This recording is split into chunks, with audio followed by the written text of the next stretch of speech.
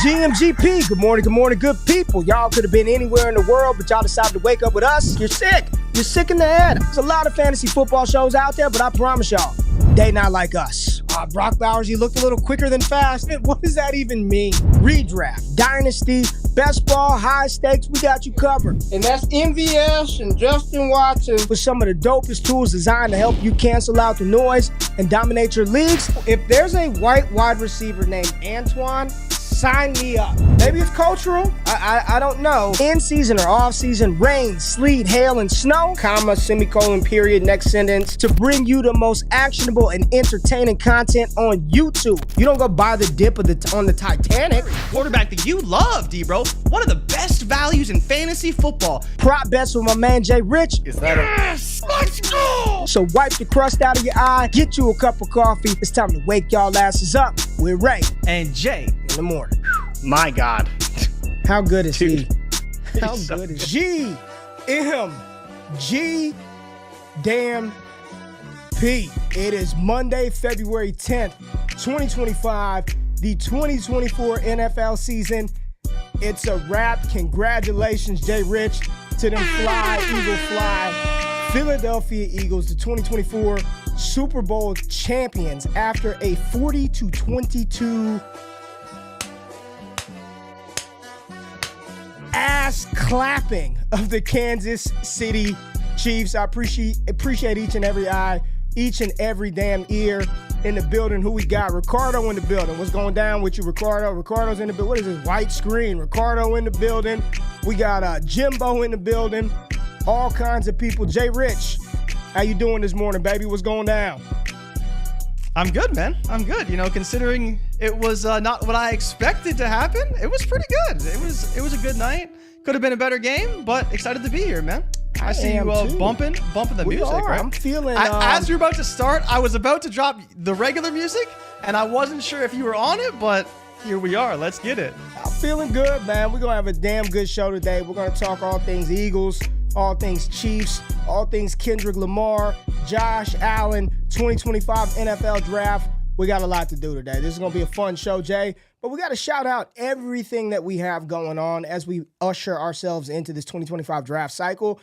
Make sure you are tapped in, you are pulled up to the Fantasy Football Channel, DDFFB, Scott, Shane, Dynasty Theory, the crew, everybody over there, man, dropping and producing awesome content over there.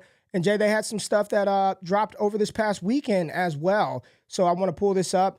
Trades, Todd Leclaire and Gabe talking about trades here in fantasy football, leveraging those 25 firsts. So make sure you check out the All Gas Trade Show. Drops every Saturday, Jrich. So we've got that going on over on the channel, as well as everybody loves this, right? Mock drafts, Dynasty Rookie mock drafts. Those are live on the channel. I think this one dropped on Friday or Saturday of last week, Jay. It was Friday or Saturday that this one dropped. And then today, what do we have, Jrich? Scott Connor's putting some stuff out, right?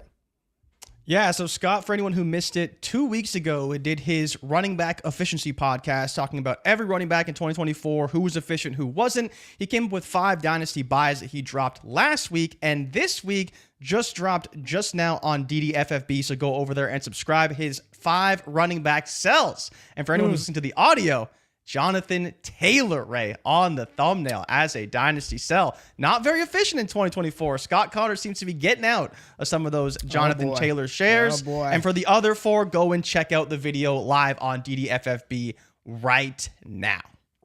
Yeah, man. And over on this channel, make sure you subscribe to the Let's Talk Ball podcast feed. There it is right here. Go subscribe. Let's Talk Ball. That's me. Just me talking NFL. So yeah, Jrich, you're like in the way, or it's in the way. Yeah, I'm in the way. Let me just. My bad. Make sure you subscribe to the Let's Talk Ball feed. And then Jrich, last night post Super Bowl, I put some content out there as well. Jay, what did I drop, man? I dropped a little something for the people to check out, right? You dropped a 2-round 2025 NFL mock draft, and let me tell you, let's go. It was one of the more interesting ones we've seen. You know, for anyone who doesn't watch us on Bleacher Report, first of all, That's just rude, and you should, because we talked about a lot of NFL draft scenarios just this week. We did a chaos mock, top 10 picks, and then we also talked about landing spots for Travis Hunter. You can find us every week now going forward on Thursday nights at 7 p.m. Eastern Standard Time. But Ray, this was a bit of a different mock. You had some trades in there. You had Tyler Warren going to my Patriots. We'll talk about there's all the different reports that are coming out of the draft. It's draft season, baby, and I am so excited. I'm so excited. We'll talk about the mock a little bit. I actually remember before the show I was looking for my necklace and I found it in my pocket, so I got to put the chain on real quick. But we were talking about Tyler Warren in New England, but we'll do that at the end of the show. But yes, thank you for the call out. Every single Thursday, 7 p.m. Eastern Time, Jrich and I will be on the Bleacher Report app. Sometimes the shit will be on TV. Who knows? Just make sure you pull up every single Thursday. We'll be talking NFL, draft stuff. Bleacher Report's been very, very good to us. Very fortunate to be able to work with a dope company like Bleacher Report. But Mr. Richards, we have some news, man. We have some news that is permeating in the NFL space right now. And one of the bigger pieces of news that came out this week, which is interesting. This is what part of the Super Bowl buildup is. You get a lot of information this week. Some of it bullshit, some of it legit, but there's smoke. And a lot of times where there's smoke, there is some semblance of fire. And the big one coming out of New York, the Jets camp, is that Aaron Rodgers, the keys don't work to the building anymore, that he is going to have a new home in 2025. I have not checked today, but last night, the betting odd favorite team to land Aaron Rodgers, I believe it was plus 200 for Pittsburgh. They're the number one team to land him. I think the 49ers were up there, top 4 as well. And the Las Vegas Raiders, I believe, were 7-1 betting odds to land Aaron Rodgers right now. So hearing that news, Aaron Rodgers on his way out, it doesn't seem like he's going to hang up the cleats. So do you think he's going to be a veteran starting quarterback for a team in 2025? I think so. The question really is just where, right? Pittsburgh definitely makes sense, and I could see it. But at the same time, how many years are they going to try and put this together and patchwork it at quarterback and not really address the real issue, which is that you don't have a consistent starter? And so I think it's really interesting when you talk about Aaron Rodgers, because we've seen kind of the good and the bad with him, right? We've seen times where he's been great, and we've seen times where he hasn't been as good, and maybe it's because of the injury and him coming back. But I think Pittsburgh would be really interesting, only from the standpoint of, like, he's great in play action still. Can he get the ball to the receivers? Kind of another conversation. But I'm fine with him in Pittsburgh, but I don't really know where the best place for him is, because I don't know if you've seen potentially even him going back to California, and then what it would mean for Adams, who also apparently wants to go back to California. He's not going to be on the Jets if Rodgers isn't there. Yeah, I mean, it's just it's rumors. Everything right now is news and speculation, but the money right now is for Aaron Rodgers to be in Pittsburgh. But you're hearing a lot of these teams. The Raiders are coming out saying that they're interested in Sam Darnold. That's some of the news that's coming out of Las Vegas. And then you've got what's really interesting to me is so many people are trying to make Shedeur to the Giants a thing, yet everything coming out of New York. And then if you think about this, like football, can we just talk ball for a minute, Jrich? Can we talk ball? Joe Shane and Brian Daboll, they're coaching for their jobs, correct? Correct me if I'm wrong, but certainly. If they don't get it right, both of them are done, right? Absolutely. Is a rookie quarterback named Shedeur Sanders going to be the one to dethrone Jaden Daniels, Jalen Hurts, and help Joe Shane and Brian Daboll keep their job? I think the answer to that is no. Now, could they be viable quarterbacks long-term for the Giants? Sure, but what I'm hearing is they're interested in Matthew Stafford. You hear Malik Neighbors advocating for Stafford. I want Matt Stafford. I want a guy that's arm strength and talent is still top tier in the NFL. And if we're just talking about Daboll and Shane doing what they need to do to preserve their job and to keep their role, I 1,000% trust Matt Stafford over Shedeur Sanders. And these are things that people aren't talking about. So these teams that need quarterbacks, Jay, you're hearing more and more of these teams interested in veteran signal callers and not so much the rookies, even though Shedeur's had positive buzz coming out of this week of the Super Bowl. There has not been any character concern bullshit with him. It's 180 degrees the opposite direction, that he's fantastic leader, no character concerns, outstanding young man, but he's not fucking Matthew Stafford. Yeah, I mean, that's the interesting part, right, is that I think the Giants are in an interesting spot because when you look to a team like Tennessee, you look to the Jets, even New Orleans to some extent, and they're probably going to announce Kellen Moore sometime this week as their new head coach. They're all on slightly different timelines. Tennessee, we know they're not good, and getting a quarterback that's a veteran isn't necessarily going to change that for them. And I wouldn't say that Callahan's coaching for his job just yet, and I wouldn't say that obviously about Aaron Glenn, who was just hired, and we know there needs to be some retooling in place there. But you talked about the Giants, and they are definitely on the hot seat. They shouldn't have been brought back, and it seemed like the Mara's brought them back reluctantly because Mara already kind of said, like, his patience is running thin. Even before he brought them back, and there was reports they weren't coming back, and then he decided to bring them back anyways. So I think their only course of action is to go after a veteran quarterback, right? That's the only way they can save their jobs, unless somehow they land Cam Ward, which seems very unlikely right now. John nailed it. But and here's the thing. And even if he said Daboll doesn't have a leash to develop a young QB, and would you want, let's just say they do draft Shedeur or Cam Ward, and it doesn't go well. They're both fired. And then they bring in their new you know how bad that ends for that does not end well you're setting your franchise back if you miss. Because if you take the quarterback there and they're not good and you get rid of your GM and head coach, I can almost guarantee you, unless they are all world, they're going to be finding it. They're going in another direction in 2026, 2027. So I say all that to say, as we progress through this Super Bowl show, we get to the mock. I don't think that we did this before, Jay. We've done this before. See it all the time, in right? 2022, a week before the draft, no chance Malik Willis falls past Detroit at 2. And if he does, he won't get past the Steelers at this. And he can't fall out of the top 6. And then you look up and all of them are third-round picks. I don't believe that Shedeur and Ward are going that late, but I don't think there's some shoe-in to be top 5. I just don't. That's just where I'm at personally. I think that there are other veteran options that these teams can take for 1-2 year deal, draft a developmental guy, and see how it plays out. Jay, what are your thoughts on that quickly? Yeah, I mean, I think it's one of those things where it's just not the right crop of quarterbacks to kind of place your bets on, right? And that's the biggest problem.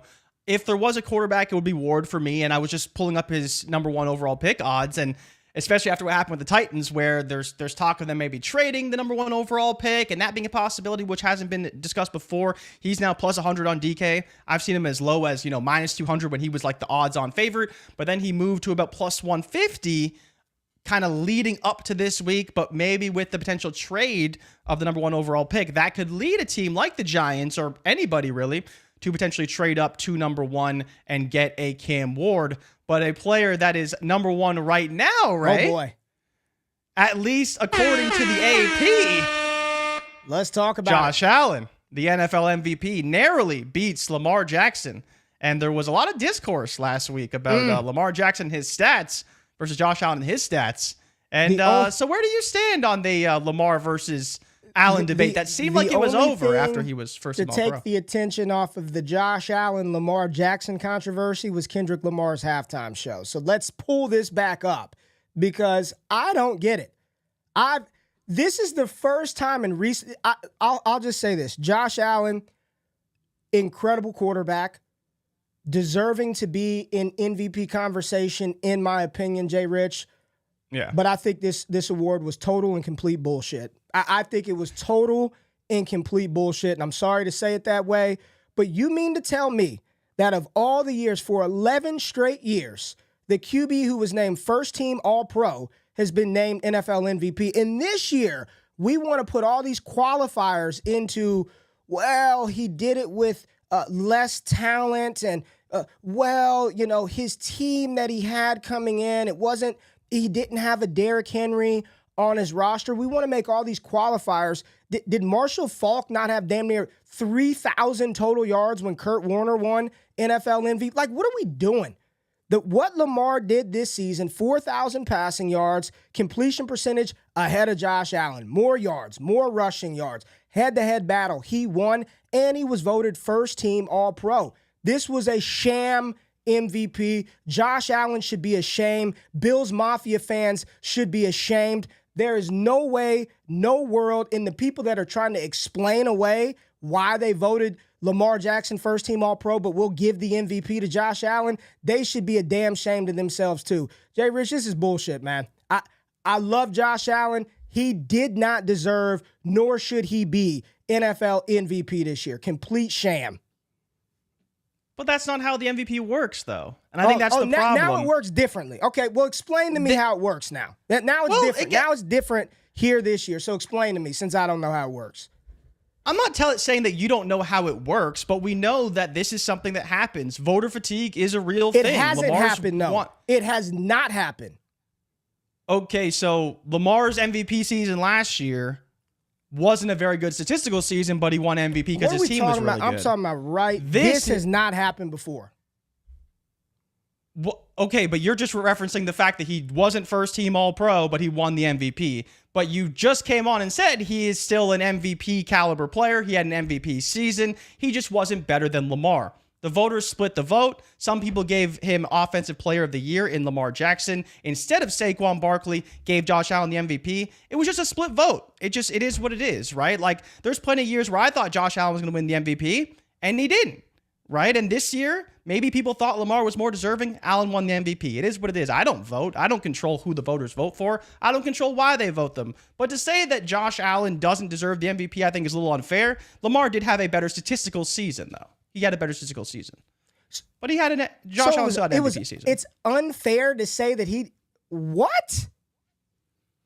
You could say he's unfair if you want. He had a better statistical season. You said it's unfair. I didn't say. I said flat out, it's nothing about fair. It's not about fair. What Lamar did has never been done in the NFL. Head-to-head, he beat Josh Allen head-to-head in the regular season, which this is a regular season award. There's no fair or unfair. But why do people bring up the fact that he beat Josh Allen, but they don't bring up the fact that Josh Allen beat both number one seeds? And one of those games was on the road, something Lamar couldn't do because he couldn't beat the Chiefs. So, like, you can slice it however you want. You could talk about who Allen beat. Okay, Lamar beat him in the regular season. Like, that's fine. These things happen. People win and people lose. Both are great teams. But both of these quarterbacks are deserving of an MVP award. And I think because Allen has been so close multiple years, some of the voters decided to give him the award. And Lamar's been winning MVPs. It's not any different how LeBron is MVP of the league every year in the NBA, but he never wins it. Because why are you going to give it to LeBron every season? If that's the case, Jay, then why do we do it? Why do we do this if it's Jokic could be MVP every year, but we'll give it to somebody else? Or like, why do we do it then? Like, why do we do it if that's the case? It's the most valuable player for that season. Not he's been kind of good for a while and the other guy's been good, so let's get. What are we doing? What are we doing? Participation trophies? When my son we throw that shit in the trash. Third place for your season. There's no need to hang that up, son. There's no need to hang that up. Good job. We'll try again. We're not celebrating that. We're not celebrating third place. We're not celebrating second. Why are we doing this then? It's just, this was wild to me. I think they got it wrong. Lamar had a better season, and Lamar should have been the NFL MVP. He had a better season offensively, but Josh Allen still won more games, and he was the higher seed. He had the better season offensively, but I mean, Ray, they couldn't beat the Raiders. Let's be honest. You know, these things happen. Players have good and bad games, right? Like, it's okay. But Allen won more games. He was the higher seed. Like, it's not completely ridiculous that he won the MVP. But I understand people want to talk about the stats, and that's fine. But don't ever bring up the fucking stats to me ever again. Then, if that doesn't matter, don't ever bring it up. Don't ever bring it up. I didn't bring up the stats. Don't bring it. I can understand if people want to talk about the stats. What else are we talking about? Like, what else are we talking about? Who you actually beat? Who did Allen actually beat? He actually beat the Chiefs. He actually beat the Lions. Sure, he lost to Lamar when Lamar needed to win a game in September. But, like, and then you look at all the games where Allen didn't even play in, like, the third or fourth quarter half the time because the game was over. So the stats are different because of that, too. Okay. All right. Well, Josh Allen won NFL MVP. Jrich is excited. And, I love Josh Allen. I'm not gonna apologize this is par for the course. This is par for the course. Can't wait for your Drake, Kendrick Lamar take a little later on through this show. But let's get to the big game. I don't want to hear it right now. We were already arguing about that. Like 15 minutes before the show. Let's get to the big game, man. Let's get to the big game. Super Bowl 59 is a wrap, and congratulations again to the Philadelphia Eagles. Jalen Hurts, Howie Roseman, Jeffrey Lurie, Nick Sirianni, Saquon Barkley, all the Philadelphia Eagles fans. Fly, Eagles, fly. Super Bowl champs here in 2024. And Jrich, they put belt to ass early. I mean, they set the tone. The Superdome was rocking. They were booing the Chiefs early, and it sounded like Philly had a home game. It sounded like everybody from Philly brought their tails down to New Orleans to celebrate, and they knew what was going to happen. And we did our predictions on Friday, last Monday. We did. I said I thought Philly was going to win the game. I thought they were the better team. And I am so – my general thoughts, man, and anybody that's been rocking with us for the last 4 years that we've been doing this show, right around 4 or 5 years, one thing that you cannot say about me is I have been on Jalen Hurts' side from day one. From day one. From the moment he took over his rookie season, those final 4 games of the season for Carson Wentz, 2 of the games were good, 2 of the games were shit. Going into the next year, they got Sirianni, they had Shane Steichen, he played well, and people were still, they need to draft Sam Howell. I am just, his story, his leadership, testament to his hard work, everything that he went through, and it was highlighted yesterday, right?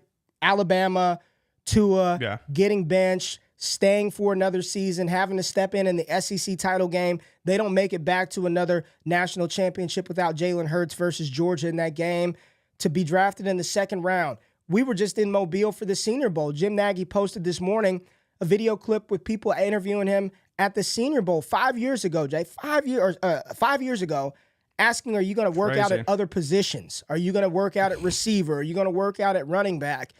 And even throughout times at this season, I know some Philadelphia Eagles fans who wanted Jalen Hurts gone. He stinks. He's awful. You yourself have been very critical of Jalen Hurts, the worst quarterback in the playoffs, worst starting quarterback that's in the playoffs, can't complete passes, can't do this. Well, here's what he can say that Lamar Jackson, Joe Burrow, and Josh Allen can't say: Super Bowl champ, world champ, and Super Bowl MVP, going back to his second Super Bowl in 3 years, delivering the second title for Philadelphia. And you can just tell, like the smile, the joy. I was very happy for Jalen Hurts. So I'll just start off by saying that. Dog, leader, warrior. He's never going to be viewed as Tom Brady or Aaron Rodgers or Drew Brees, but all narratives surrounding Jalen Hurts at this point moving forward should be deaded.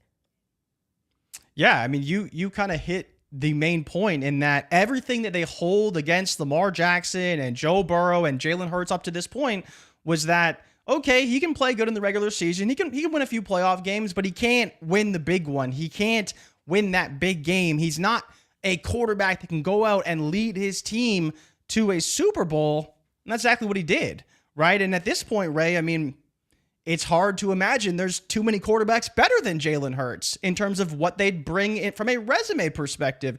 I think that's the most interesting part, is now that he's right there behind Mahomes, I mean, is he better than Josh Allen? Is he better than Lamar Jackson? This team is really good, but Hurts played his ass off yesterday as well. And it's interesting because of this entire playoffs. It was, well, he's hurt. How healthy is he? And then he looks a little bit better. And then he looks real good. And then he has his best performance probably of his career in this Super Bowl. And the Eagles absolutely stomped the Chiefs. It was crazy to see. And I'm so happy for Hurts. Been a huge fan of his. It sucks that he's going to have another OC again this season. I believe it's now like... Could you hit on that? We didn't talk about in the news. Yeah, Kellen Moore expected to be the head coach of the Saints. Probably going to be announced sometime this week. But yeah, I mean, he went from whoever it was before to probably Doug Peterson to Shane Steichen to whoever the guy was last year who was awful to now Kellen Moore and then someone else next season. Like, they just continue to deliver. And it's mostly because of Jalen Hurts, right? Like, it's not for any other reason. Like Saquon Barkley was great, but he didn't do anything in this game because Spagnuolo said, you're not beating us, Saquon. And we all kind of expected that going in, but it was just whether or not he could deliver on that. And they absolutely did. And they forced Jalen Hurts to win the game. And he did just that. There was nothing that the Chiefs could do to stop Jalen Hurts. He made a few mistakes. Like the one pick was kind of bad. He got rushed. But outside of that, he was basically perfect. I thought it was the There right wasn't a lot of read. mistakes he made. Cam Jurgens just missed short the on it a block, little bit. missed the block, couldn't step into the throw. 5 incompletions for Jalen Hurts. He was 17 for 22, 77% completion percent. Like they did not have to do a lot offensively. Give credit to this Philadelphia Eagles defense that was outstanding. Zach Barn, Cooper DeJean. What? Dude, you just talk about nailing your draft picks, man. And if you just look at the first round picks since 2021 for Philadelphia, they've been home runs. Every one of them, Jay. Every one of them made plays in this game. From Cooper DeJean, Quinyon Mitchell playing lockdown defense. I mean, we'll get to Kansas City in a minute. Devontae Smith's big playability, A.J. Brown, Saquon Barkley, bringing in Mekhi Becton, who was jettisoned from the Jets. I mean, this team defensively, when you're generating the type of pressure with no blitz, what are we doing? No blitzing, no design blitzes from the Philadelphia Eagles. They're getting home with Walter Nolan, Jalen Carter, Josh Sweat, and Jordan Davis, causing massive issues. What a job by this ownership. What a job by putting this team together, putting the faith. Everyone's talking about you build from the trenches. That is true, but you still need the right guy running the offense to make it work. And they took a risk on Jalen Hurts, and it paid off to the tune of a Super Bowl championship here this year. And they were a few plays away from having 2 over the last 3 years. This team is set up. I am scared as hell as a Dallas Cowboys fan because the NFC East is no joke. When you've got to deal with Hurts and Jaden Daniels, man, I don't know. I don't know. This team is just going to be very good. This team is going to be very good, Jay. Yeah, the team is very good. It's funny, you said Walter Nolan, and I'm praying to God the Eagles don't get Walter Nolan. If they get Walter Nolan, it's absolutely over for the rest of the league. Nolan Smith. If they got Walter Nolan out there with that D-line, it'd be even more of a problem. Walter Nolan, shout out to Walter from Ole Miss. I'm in GQ draft mode right now. Nolan Smith. My apologies, man. You're good. I knew what you meant, but I wanted to bring that up because I thought it was funny. They better not get Walter Nolan or it is big trouble. But yeah, I mean, you look to why they won the game. Yes, of course, the playmakers on the outside were great. Hurts was great. The defense was phenomenal on the back end as well, but they dominated in the trenches. They dominated on offensive line. They dominated on the defensive line, and the Chiefs had no answers. You know, it's funny because everything that we talked about for 18 weeks, why the Chiefs weren't necessarily that good and whether or not they could go all the way and win it, because we knew they were a little bit deficient offensively and they're winning all these close games and they're never really putting teams away. Well, that's what the Eagles did all season. They dominated and they put teams away week in and week out, and exactly what happened on Sunday. The Chiefs got down by 10 points, and you just knew how are they going to come back. And then Mahomes throws a pick 6, and you're like, yeah, they just don't have the firepower to come back against this Eagles team that can still put up points. And I have to give credit to Kellen Moore because I give Kellen Moore a lot of shit.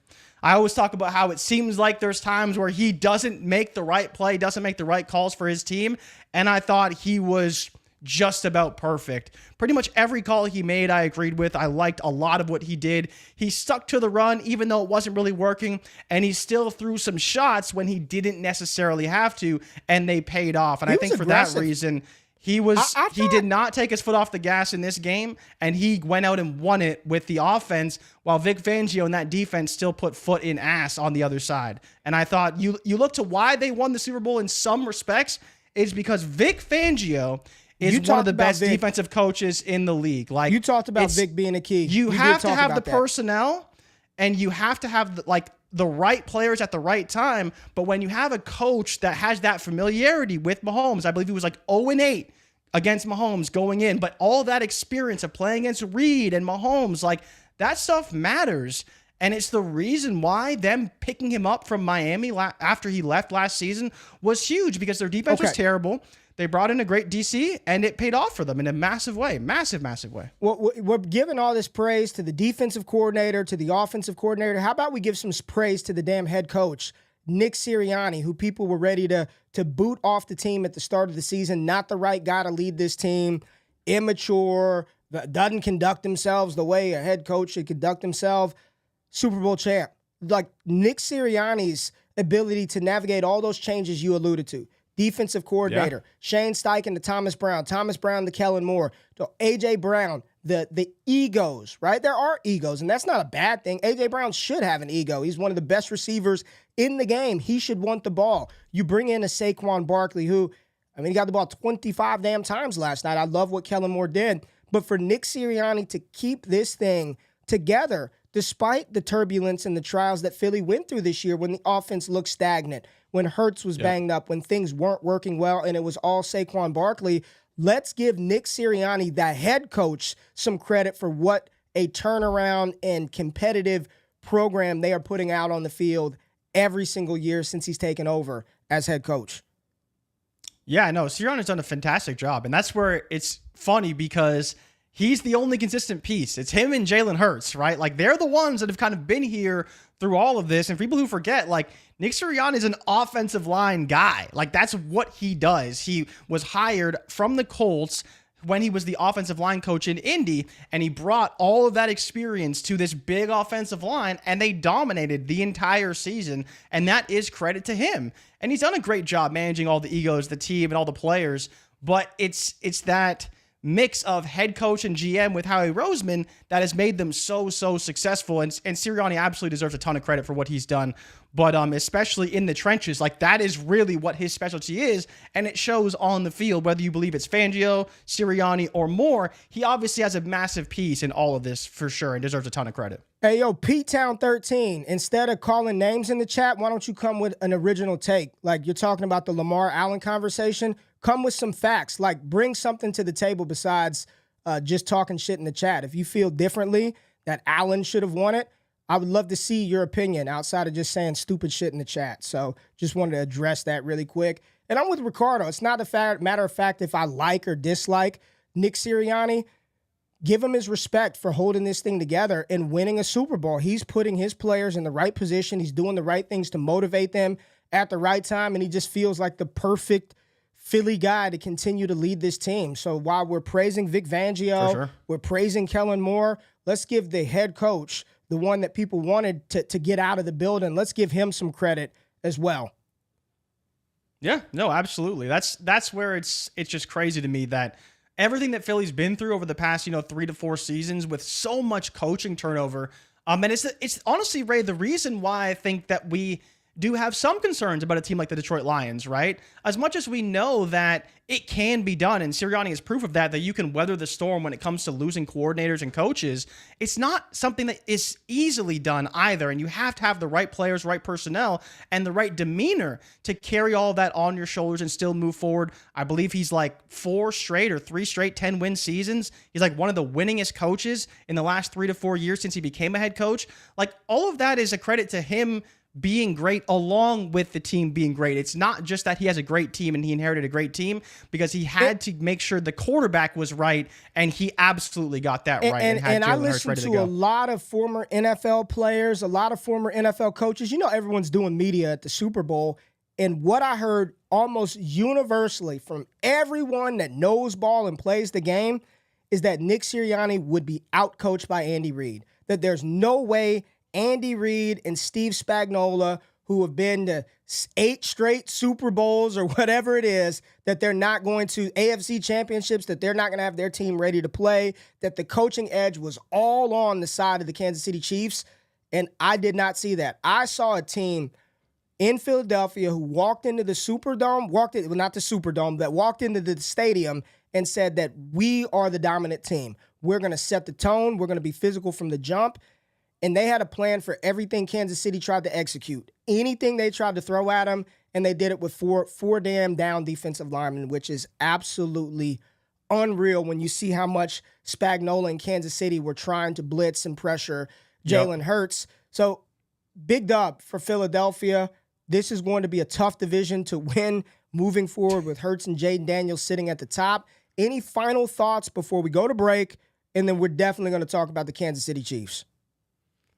No, I do want to give one shout out, Ray, because there is a loyal listener that I don't think is here right now, but I'm sure he will tune in later. I have to give Adam Zaff his credit because he was on my ass every show when I'm saying the Eagles aren't going to win. He's trying to bet me in the chat, all this stuff. When I was riding with the Eagles early in the year, he was with me. Massive Eagles fan, always tuning into the show. So I wanted to give him his shout out because his Eagles did beat the Chiefs, and I did pick the Chiefs.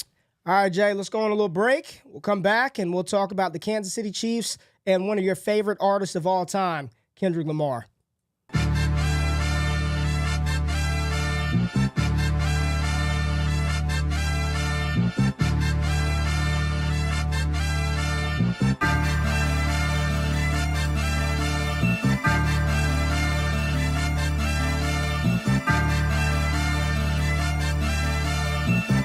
Appreciate y'all being in the building. This is Wake Up with Ray and Jay every single Monday, 8 a.m.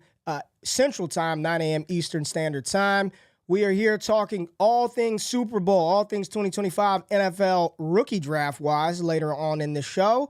And right now, it's halftime. Jrich, we're halfway through the show. It's halftime, baby. And there was a very controversial, I guess you would say, halftime performance here in the Super Bowl.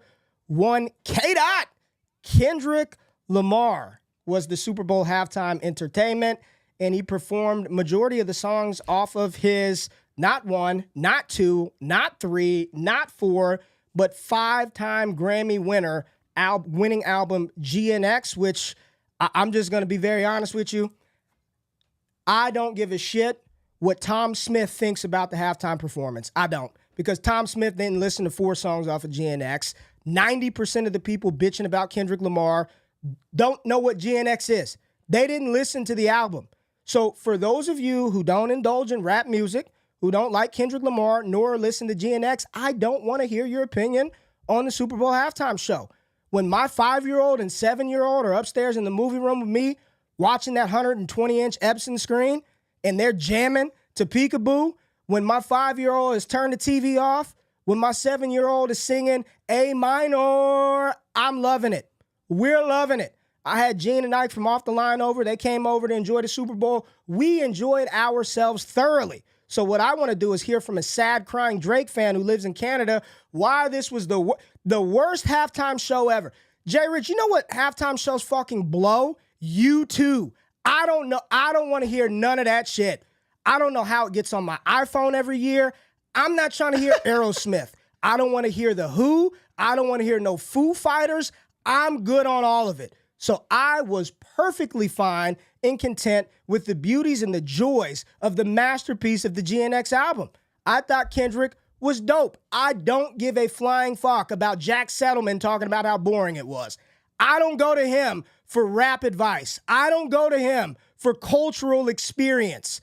I enjoyed it. I liked it. How about you? I don't know, man. It was fine. Oh, here we go. Here we go. I understand why people liked it because you know what he did, Ray? He fed the streets. He played the song. Thank you. He said his name, and he embarrassed him on national television. But I need to ask you this because I think this is a very valid criticism of the halftime show. Was it Kendrick doing a Kendrick Lamar performance, or was it mostly about Drake? Because it did seem like a lot of it was about Drake, with the chain and the jacket and him saying his name and him looking in the camera smiling. Like, for everything that Kendrick talked about and how he's the best rapper and all of this, he's not really dissociating from the fact that Drake is the reason why all of this is like such a big deal. You know, and the song was good, and obviously everyone's waiting for him to perform Not Like Us, and TV Off was good and Squabble Up. Again, I'm not really here for Peekaboo. You know, you could put one of his better songs, in my opinion, in there. The set list was questionable, but, you know, he's got to market GNX, so I get it. But that's just my opinion, right? Like, I want to hear some of the songs that I love from Kendrick. Yeah, they're old, but a lot of Super Bowl performances, like, they do play old songs. You want to kind of cater to, your whole audience. And I think for people who listen to Kendrick for like years and years and years, in my opinion, probably wanted to hear some of those classic Kendrick songs that like Not we me. all really love I listened to over him some since of he the started. over like the fourth, fifth song. I on don't need to hear GNX. That's Swimming just my Pool opinion. Drink. I don't need to hear Poetic Justice. I don't need to hear any of that. I want to hear Squabble Up. I want to hear Turn the TV I'm Off, fine and I with wanted to that. hear Yeah, Not I'm fine Like with Us. that. Yeah, And that's what but I wanted to hear. Again, but that's two songs that are, at least they have some. They're upbeat. They're exciting. But Hey, give again, me that like U2 set list. How was I that don't. one? I don't need me that SZA Aerosmith lip set list. syncing. I don't need to hear Luther. Give me I that. don't need SZA give me that lip Who syncing. set list. The Who. I don't need give all me the one, stars. You give me one Like- song that the Who sings, I'll send you $1,000 right now. Give me one song. I don't even think the Who is in my lifetime, brother. I don't think so. I don't want to think hear so. any of that. But it's just, again, for me as a Kendrick fan, like you said, a lot of times with Super Bowl halftime shows, I don't really care. But if I'm being honest, Ray, this is where I have a problem with the halftime show to some extent. I am not a Beyonce fan by any stretch. Don't really like her music. Don't really listen to it at all. Her performance on Christmas Day was about 50 times better than Kendrick's. And maybe it's because she's a better performer. I don't know. But as someone who's not even a fan of her music, I liked her halftime show more than Kendrick's. And I'm a big fan of Kendrick's music, as you know. I listen to a lot of Kendrick's music. And so that for me is where I'm kind of like, okay, how is it that an artist who I don't even really like their music put up a better halftime show than someone whose music I don't even really like? Wait, or music that I do Who's this like. music main But that's just my 448? It's time to let's fire up some people. Ray crying about what am I crying for? Who's our intro of this song? Every morning when we go live, who's the intro? What beat is that, Jrich? Kendrick. We play more Kendrick than any We play more podcast Kendrick than out anybody. there. I'm not crying. He's won. We do. This man won 5 Grammys. He performed at the Super Bowl, and everybody is talking his name. So I thought it was dope. I think Jorge from Rhode Island said it in the chat. Every year somebody says this is the worst Super Bowl halftime show ever. It's a lazy take. It's a lazy take. None of y'all have. The people who got it, and those that don't, go fucking get ready for Aerosmith in 2026. We'll listen to that, and you'll be all excited about Do you know that how one, old Jay. those guys have got to be? Aerosmith. I don't. No shade, right? No shade. I thought Kendrick was dope, man. No respect on Aerosmith. Damn. All right, how about the respect for this man? Patrick Mahomes. What respect? Did he earn it?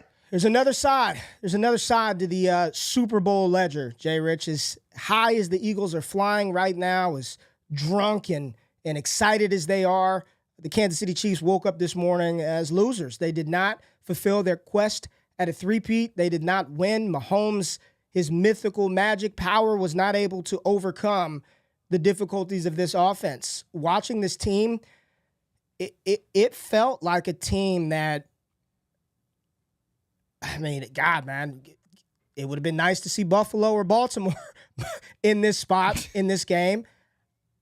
I'm just going to read the box score. All right, Jay, I'm just going to give you the box score stats. Mahomes was 21 for 32, 257, 3 touchdowns, 2 picks, 65% completion percentage. Not bad, I guess, right? The leading rusher for the Kansas City Chiefs ran the ball 4 times, 25 yards. You want to take a guess on who it was? It was none other than Patty Mahomes. Patty Mahomes. Cash those After unders. that, you had a grand total of 7 rush attempts from the running back for sub 25 yards. The lowest amount of rush attempts, I believe, in Super Bowl history. I believe from the running back For a position. team? Oh, from the running back position. You look at the receivers. Jrich, leading receiver Xavier Worthy, 8 for 157 and 2. My, have we come a long way from August. Remember in August, the Xavier Worthy training camp video with him getting pushed over? Where's that one guy? I think it was Alex Hennigan or whatever his name was in the chat, was just ripping Worthy every show. Too little, not going to work. They better build around this young man. He was the lone bright spot for this Kansas City Chiefs offense. Travis Kelce, Jrich, 4 catches, 39 yards. He looks a shell of himself. DeAndre Hopkins looked like a shell of himself. Juju Smith-Schuster, 2 for 16. Hollywood Brown, 2 for 15. They've got no running game. The offensive line could not protect. Defensively, they did their job on Barkley. I mean, if you told me Saquon was going to have 25 rush attempts for 57 yards, I'm like, that's good for Kansas City. Like, great job. This team, I think they need My question to some of our Discord members, if you ain't in the community, I promise you, that is the place you need to be. Go to patreon.com/allgas. Join the Heisman tier. You get to engage with me and Scott Connor daily. But I asked this question that if the Chiefs don't win, is this iteration of Kansas City, this what we've known, their dynasty, is this iteration of KC over? And I believe it is. I think they've got to reinvent how they play. They have to find a running attack. And they have to find an explosive option at the tight end position. I do think that they're okay with Worthy and Rashee Rice at receivers. You can build around that. But it was very obvious they have no running game. That they can create no explosives in the short and intermediate game without that running attack. Because Kelce, and if you watch some of he was strapped the hell up. I mean, they're putting corners on him and jamming him up, and he cannot get off of it. He can't separate. Yeah. He can't move. What does this team do in 2025 to really reinvent how this offense plays? Because it's got to change, Jay. Like this was a poor performance from Kansas City.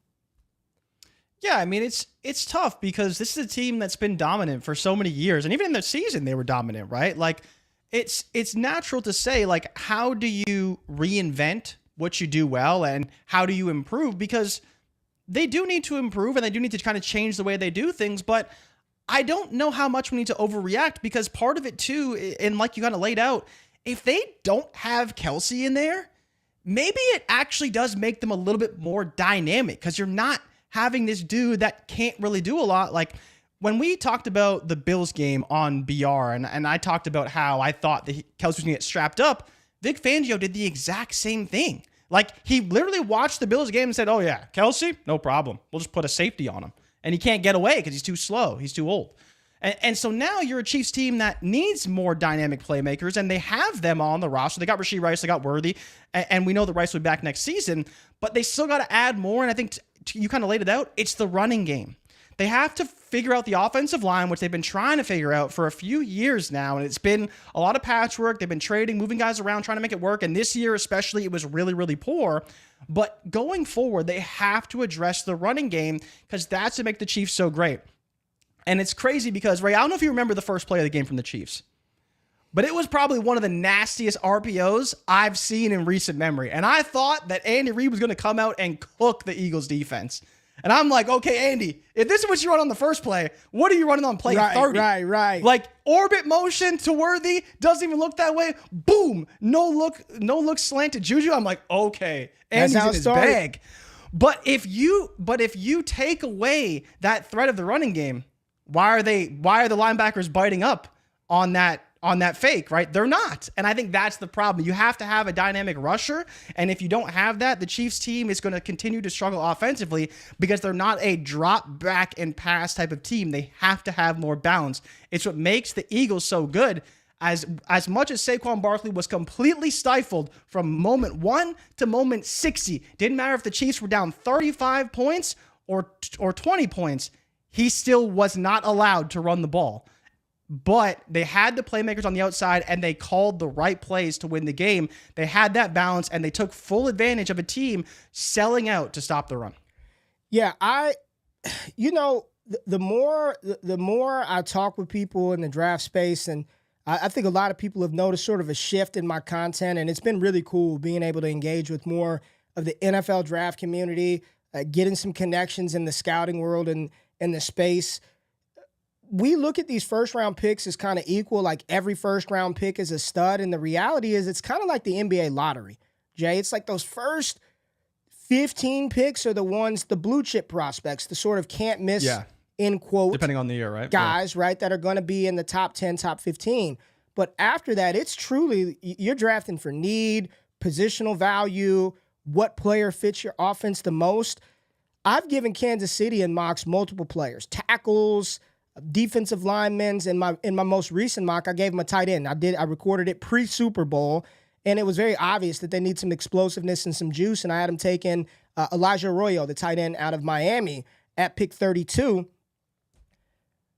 It's going to come down to, do you want the third best tight end? Do you want the fifth best defensive tackle, or do you want the fourth best offensive lineman? You know, what position is going to fill that need most? If I were Kansas City, it's just me, man, I would take the Carolina approach. Instead of trying to find guard 5 at the back of the first round or in the second round, they went out and signed Damian Lewis and they brought in Robert Hunt. And they plugged those two right in immediately. On the interior, you've got veteran offensive linemen that can come in and play. I don't know what the free agent class looks like, guard, tackle. I know it's not a strong one from a wide receiver standpoint.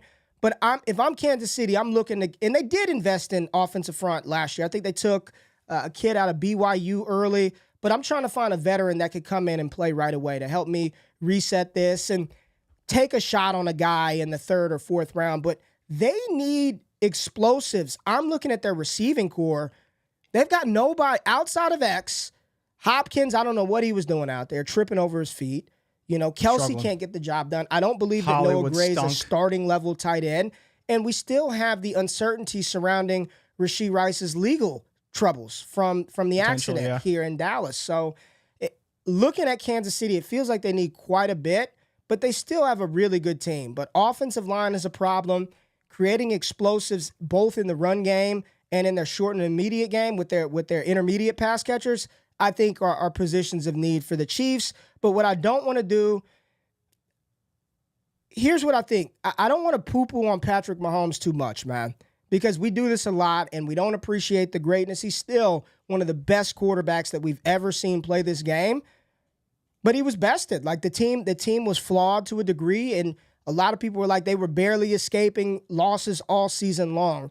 And this is just that stage where he's going to have to reinvent himself. I don't think it's over for Patrick Mahomes by any stretch of the imagination. He's not even 30 years old yet. So it's going to be interesting and fascinating to see what this team does, especially if they do lose Travis Kelce. And that's my question. Do you think we've seen the last of Travis Kelce on an NFL field?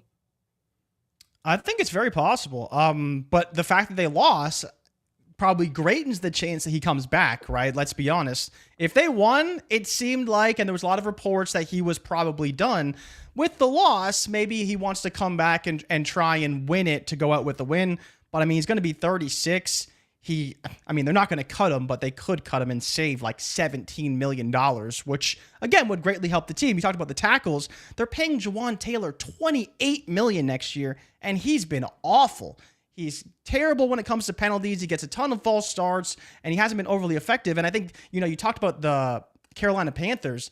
The difference between the Panthers and the Chiefs is the Chiefs need tackles, and the Panthers needed guards, and tackles are much more expensive on the open market than guards typically. So that's where they have to kind of patchwork that. They need to fix that offensive line. But yeah, I mean, Mahomes is only going to be 30 years old, but I don't think that Kelce probably will come back, but I think the loss maybe slightly increases his chance of coming back next season. Do you think Kelce's going to be back? I don't think so, man. I don't think so. And even if he does, who cares? He's a Hall of Fame tight end, first ballot tight end, one of the best tight ends to ever do it. He's right up there. Rob Gronkowski, we saw Gates get into the Hall of Fame. He's right up there in the pantheon as one of the best tight ends to ever play the game, if not the best. Absolutely. He'll go down as that. He could go down as the best for sure. But Father Time is undefeated, and saying that they need to move on is not being dismissive of his career. It's not being disrespectful of his stature and lore amongst Chiefs stardom and of this league. But he's just not the same player. It's the same thing I see when I look at Baltimore. They better unleash Isaiah Likely next year. I think Mark Andrews can still play, be a benefit to the team as well as Kelce. He does not need to be a focal point in this Chiefs offense. They need to prioritize some other players and figure out how this offense is going to navigate a different direction. I agree with you. They need a running back, but they need a lot. They need a running back. You've got to improve your offensive line. And they need Rice back. And they need we saw how good Rice could be, right? Like dynamic. We saw a guy that's catching 9 passes for 100 yards, like multiple games in a row when Kelce's kind of just out there, right? Then you add in what we expect from Worthy probably in year 2 after a great playoff run and obviously a great Super Bowl as well. Those two guys should be the main two. And I think to your point, maybe adding not just 1, but 2 running backs in this draft and just completely back, cleaning slate. They have Pacheco, who hopefully is healthier next season, but there's definitely room for much more dynamic playmakers on the outside. And, there's a lot of guys that I think they could use. What have I said about Kansas City for years on the show? That they haven't been the same, truly the same. They may have won in different ways, but they have not looked like this same juggernaut team since when?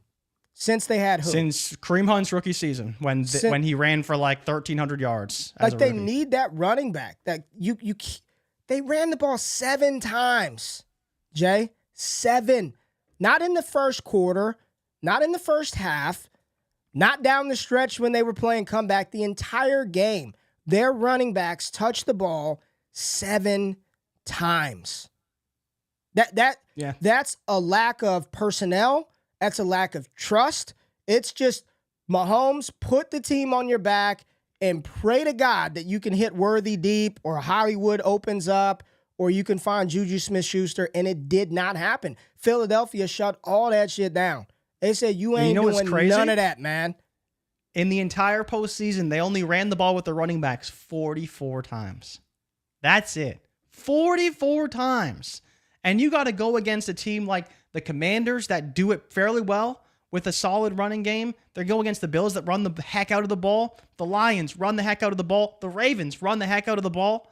Like, all these teams have true balance. Chiefs are the only team that all year we said they have no running game. How are they going to win with no running game? They continue to defy the odds in the Super Bowl. It came to fruition. They couldn't run the ball. And there was nothing they could do because when you're just dropping back against this defensive line, you're just a sitting duck out there. And the fact that Mahomes, who's arguably one of the best scramblers in the NFL when it comes to navigating the pocket and getting away from defenders, he couldn't do anything. They were on his ass all game long. And I thought the defensive line did a fantastic job of showing the pressure one way and collapsing the moment he decides he wants to scramble. And they did a fantastic job. Really, really good job. What is the status on Rice? Because everyone's like, next year, Rice and Worthy feed families. He still has legal issues that he has to clear up, right? Like, that is still a thing, correct?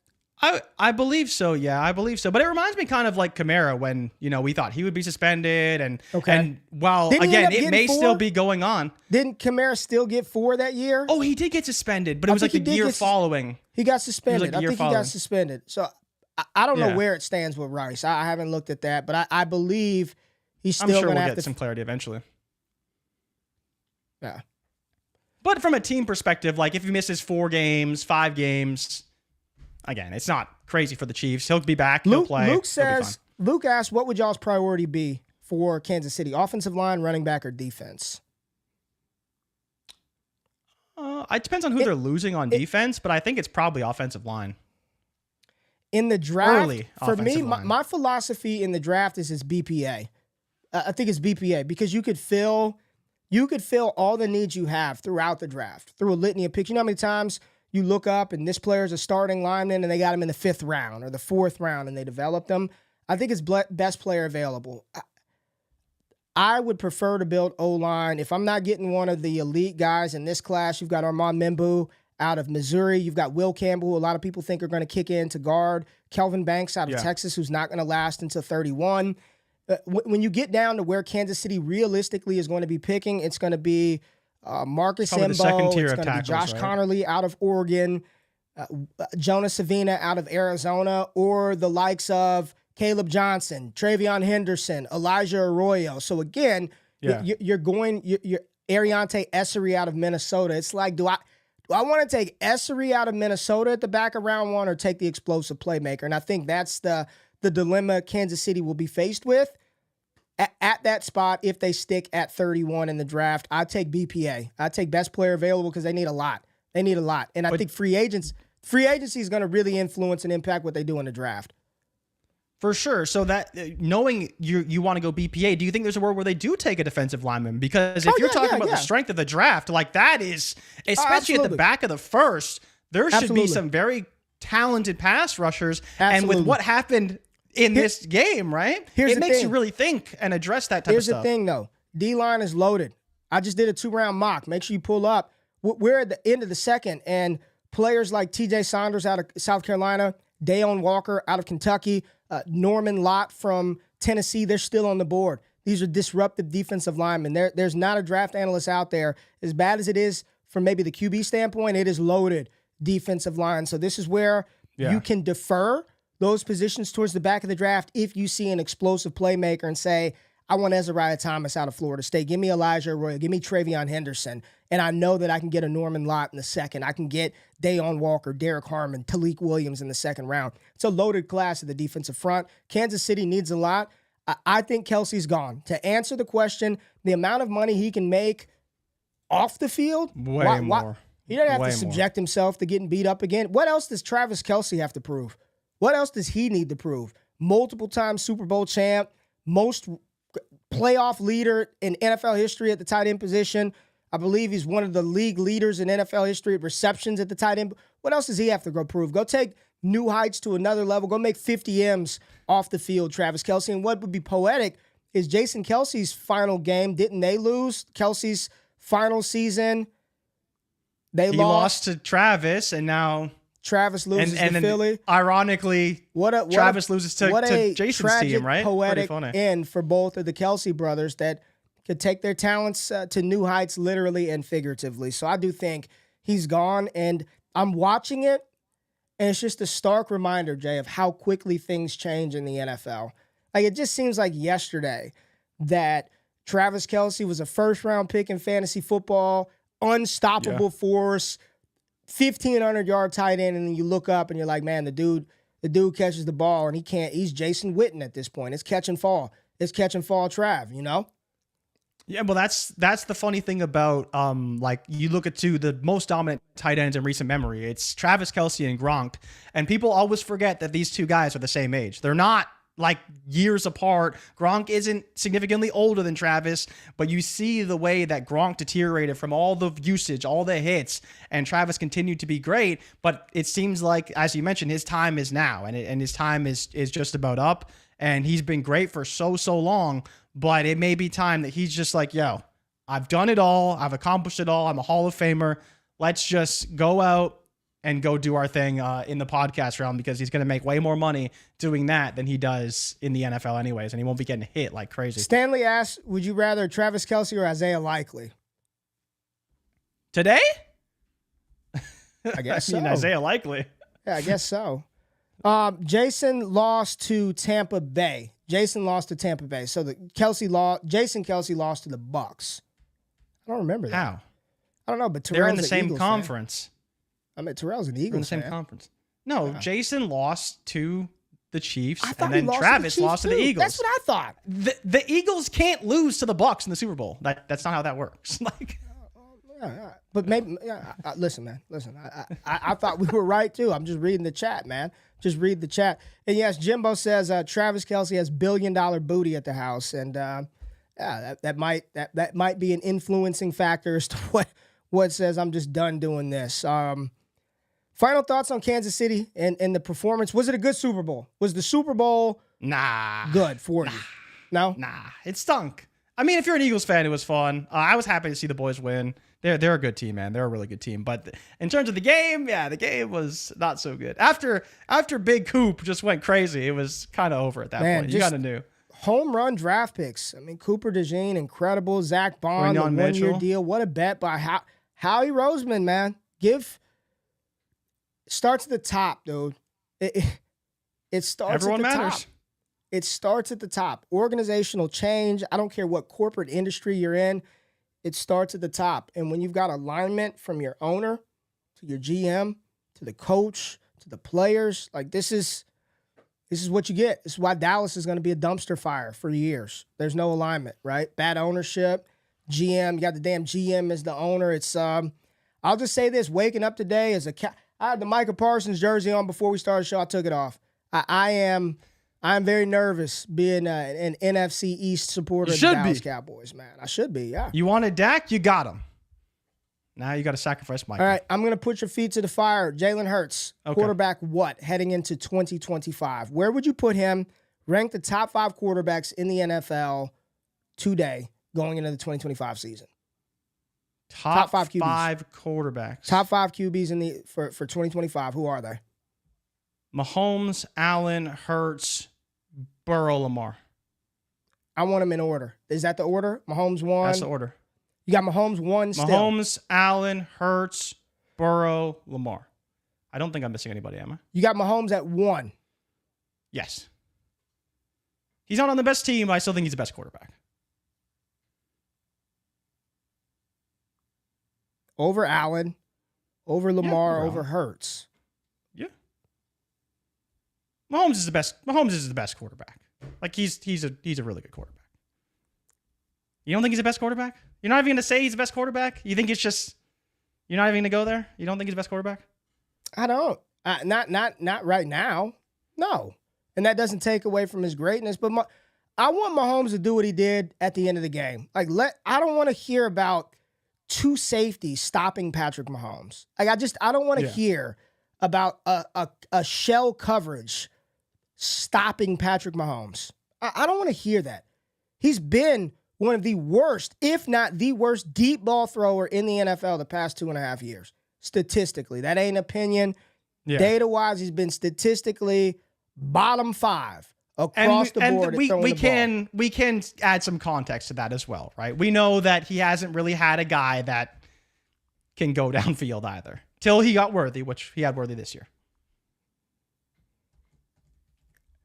I'm just not trying to hear that. I think he's in the top 5, but I would not put him at 1. Who would be your 5? I guess should Jaden Daniels be in there? I love Jaden Daniels. I don't think I'm ready to put him with those guys yet, but he's right there. He's right outside. He's right there. He's right outside. I think it's Lamar, Allen, Hurts, Burrow, Mahomes. That's how I would do it. Lamar, Allen, Hurts, Burrow, Mahomes 5th. I'd have Mahomes 5th now. JD 5 right outside, looking in the window, and he's right there. He just got to do it for a little longer, right? He's got to earn that top 5 for sure, for sure. There it is. We got Allen, JD, Mahomes, Lamar, Hurts, Josh Allen, Skies, Mac Hollins, Lamar last. Why is Jrich doing this? No fantasy. This was real life. No fantasy stuff. Like real. Like the guy that's hard to rank for me is Burrow, man, because we know that dude is good. Like he showed this year, he was probably the best passer in the NFL. And he was very, very good. So that's where Burrow is like very interesting to kind of see where people view him this offseason, because everyone knows he was good. Like everyone knows he was good. He, had an MVP season in his own right. He had that Drew Brees MVP season where they didn't win enough games, right? He had all the yards, all the touchdowns, but they didn't win enough games and he couldn't get that MVP. But as a quarterback and like the way that he delivers the ball, man, he's right up there. He's right up there in terms of just like NFL quarterbacking. Well, that's the season, man. That's the 2024 NFL season. MVP, Josh Allen, Defensive Player of the Year. We didn't give any respect to PS2, but Patrick Surtain, the second one, Defensive Player of the Year. Joe Burrow won Comeback Player of the Year. Saquon won Offensive Player of the Year. Jaden Daniels won Offensive Rookie of the Year. I mean, it was all the... Yeah. It was everyone. Who won Defensive Rookie of the Year? Was it Verse? Must have been Verse. Yeah. I don't even know what had to have been Verse. I think it was Verse. Yeah. Yeah. Verse. Who do you like better, Verse or Fisk? No. Verse was Fisk wasn't even in that. I think it was between Verse and Quinion, where people were. Yes. Really that was the main two. Yeah. Which one was going to be? But I believe Jared Verse got that done. Probably. He was the favorite for a while. Yeah, I think so. So that's it for the season, man. So hopefully everybody enjoyed it. Much to. Even if you didn't like the halftime show, it's football, man, and we are about to miss it severely. We enter into this NFL draft cycle that's going to be a wild Now we're in hell, right? Because we have absolutely to siphon through takes wild all day long. Draft season. We'll be doing a combine stream. So the NFL combine was announced. It's going to be February 27th through March 1st or 2nd, I believe, just like we did last year. I streamed the skill position days. I think I'm going to stream a little bit more, especially given some of the responsibilities on the NFL side that I have to fulfill now. So just stay locked in for that. Y'all know the draft stream is going to be off the damn chain. And right now I'm working with Jeremy over at Dynasty Daddy as we will release a fantasy football rookie guide for the very first year. Yes, DD working with Dynasty Daddy. We're going to put out a digital rookie guide for NFL draft prospects. So we'll be announcing that around the combine. Jrich and I did the photo shoot. The merch website should be up this week. It's going to be a limited drop. We're just going to clear out all of kind of the first season DD stuff that we had made. So we're going to drop all of that. And then we got some new merch being designed right now for the NFL draft that will go live a little bit in April. Jay, it's been a fun year with you, man. I've enjoyed it. I've enjoyed the people. I appreciate all y'all crazy asses that wake up with us and participate, that engage, that love what we do, that support us. Really, really appreciative of it as small media folks trying to navigate this ever-changing world, man. The people that wake up with us, this family, these people, even the ones who give us some shit sometimes. We appreciate the views. Hit the thumbs up button. Anything you want to say to the people as we close out the 2024 season, Jay? Nah, thank you everybody for rocking with us. And honestly, Ray, this is probably the best and worst part of the season, right? With the draft and siphoning through the news and everything. But just like every year, we will always have you ready for the NFL draft because arguably, Ray, we cover it better than most. And I'm so excited because you are diving deeper into it. And as a result, I am as well. And I'm so excited. But I do have to ask you, Ray, because Richie wants to know. He wants to know. How do you feel about your boy, AD, getting hurt? And now the trade for Luka Doncic not looking so good for the Mavs. Dude. I'm going to just tell y'all this. I'm going to just say this, man. The city was hurt. The city was hurting after the Luka trade. Now, I'm a Lakers fan, Jay, so I'm fine. I'm like, shit, I'm good. You know, we got him. But I was still optimistic for the Mavs. I'm like, the Mavs got a good player. AD's going to be great. Fans weren't having it. But then his debut, Jrich, I mean, he went out there. You would have thought he was goddamn Wilt Chamberlain out there. AD out there, 30, 15, and 4 in the first half. I mean, I'm here. Mavs fans clapping. Okay, we might be all right. Doesn't even play the second half. Doesn't finish the second half, Jay. Comes out like Aaron Rodgers with the flag. Out for running onto the field, right? It was about as deflating of an experience as you can make up. It is unreal that he didn't even make it a whole damn game, Jay. That is the Anthony Davis experience. For anyone who is not familiar, this is the reason he is so heavily criticized, because he's not Joel Embiid, but he is not a healthy person at all. He's frequently injured. And it was interesting. So now the Mavs traded a 29 first. Hey, stay locked in. Hit the music, Jay. Combine props. Stay locked in, man. Hit the music. Combine props. Hey, all I'm going to say is Prize Picks, they don't know what they're doing. They have no clue. So I would highly suggest being a part of the community the month of February. We could make you a lot of money. I need some draft props, man. I need draft props bad. We hit for close to 20 grand last year just on NFL Combine props. They got all kind of 40 times wrong, messed up. I would join. I would not guarantee there's free money out there. This isn't a shit coin that we're peddling.